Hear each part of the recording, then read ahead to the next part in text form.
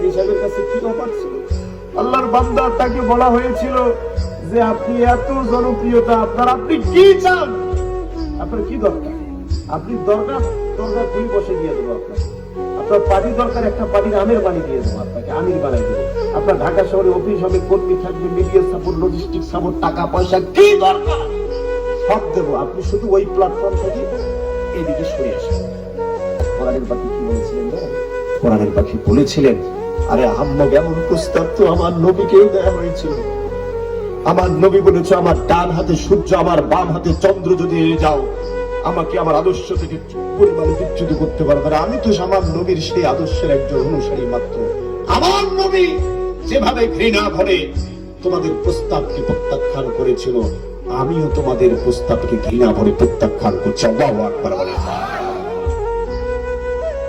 ভাই, এটা সাহাবা কেরামের ইতিহাস, এটা 1400 বছর আগের ইতিহাস নয়, এটা আমাদের শহীদ নেতৃবৃন্দের ইতিহাস। ঠিক না? ঠিক বলেন। কথা অনেক ছিল, সত্যি কথা অনেক ছিল। মানে একটা ছোট্ট পরামর্শ দিই, ভবিষ্যতে যদি কখনো আমাকে আপনাদের এলাকার আশপাশে কোথাও যদি ডাকেন, মানে প্রধান বক্তার ঘাড়ে কালেকশনের দায়িত্বটা থাকে, একটু চাপ হয়ে যায়। হ্যাঁ, আর যত ভালো ওয়াজ হোক,